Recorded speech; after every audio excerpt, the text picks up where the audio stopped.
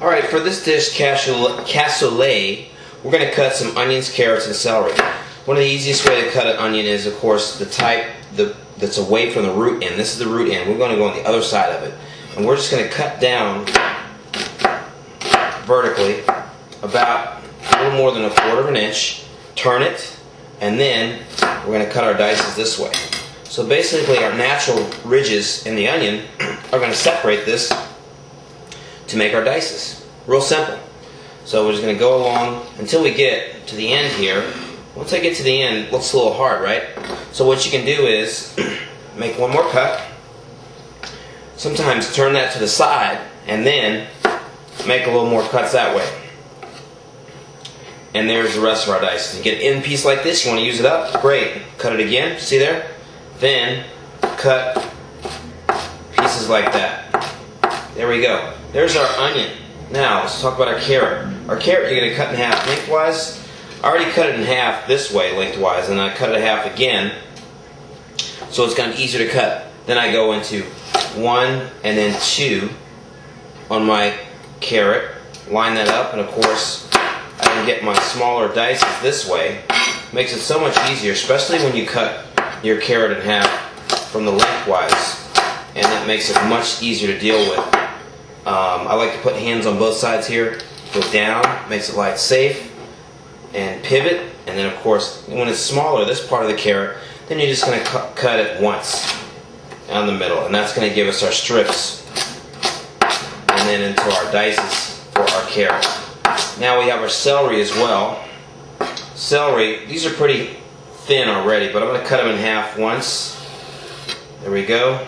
This one, cut that, and then we'll be able to do our dices. I've already washed all of these, of course, for our diced celery, which are about the same size as the other one, a little bit bigger than 1/4 of an inch on our celery. This is what we call our mirepoix, onions, carrots, and celery, and this is going to give our flavor for our cassoulet dish here. Alright? Next we have sage. I've taken the sage leaves, I buy those at the supermarket. They come in little packs. Fresh sage is nice. You can use dry sage if you want. Just line up the leaves. Try to take some of the heavy stems off. If you have some heavy stems, just take those off. And then, of course, use the front tip of your knife to, watch your thumb, and then get that chopped up on our sage. Really good flavor with this. Sage goes with the pinto beans that we're going to have today, and also with the tempeh. Then get a little more of a rough chop right there, and that's basically our sage is all ready to go. Alright, we're heating up our pan on high heat, adding our oil. There's our oil. Olive oil. I have like the lighter olive oil. Then I want to add my mirepoix to that.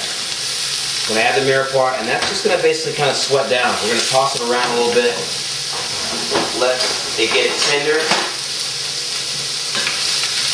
Stir that around a little bit. And we want to get this soft. So I still have it on a high heat.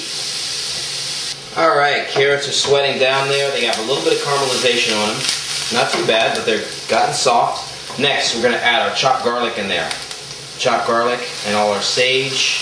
Put that in there, garlic, sage, nice. Then we have our canned pinto beans. About half a can for this recipe, canned pinto beans. You can double it and have plenty for the whole week. And use a full can. Mix that around a little bit. There we go. Mix that around with our mirepoix, our onions, carrots, and celery. Next, we're going to add our tempeh. Tempeh, of course, if you're using the flavored tempeh, there's plain tempeh you can use, but it's nice to have flavored tempeh. Just a little bit more of a kick, because some people like extra flavor. They think it's too bland. So I would suggest that you definitely use, there's some brands out there, you go to a nice natural food store, they will sell you flavored tempeh as well as, of course, plain tempeh. Either or. The plain is going to take on some of the flavor from the beans and also the garlic and also the sage, because this is going to bake in the oven. So if you can't get the flavor, you can go with the plain. Next, we're going to season this. Pepper. Nice, fresh, cracked pepper. It's excellent with this. Give it plenty because this is going to bake, and you want all that great flavor to melt as it's going to be baking in the oven. Next we have our salt, kosher salt, all around. This is a great, hearty, definitely winter dish here. And you're going to get complete protein with your tempeh and also your beans. Move that around, mix that all up before we get ready to cover it. Alright, we're going to add our veg stock in there. There is our vegetable stock. Give it some moisture. Mix that around a little bit. Get it all nice and even with the liquid in there. You can add a little bit more than I'm adding, but just enough to be close to covering is what you want to do. You don't want to have this swimming in the veg stock, but you want to definitely have a good amount there. See what I have here in the pan? Alright, you can see that is coming up to a simmer now. And we're going to get ready to top this with the breadcrumbs. Turn off our heat and top with our breadcrumbs. Just flavored breadcrumbs is fine. Nice flavored breadcrumbs, and then sprinkle it all over. Just taking it right out of the container, right on top, ready to go. You want to use some flavored ones instead of plain. Now we're ready to go into the oven. All right, let's get ready to take it out of the oven. It's been in there about half an hour. Ready to go. That is looking nice and golden brown. Excellent.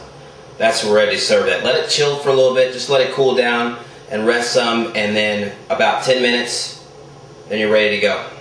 Actually, you know, if you're not ready to wait, you know, you can eat it right away. Just want to let some of that nice juices congeal into the tempeh, but if you're ready to get started right away, go for it. You can have some bread on the side or some extra brown rice would be nice. Enjoy.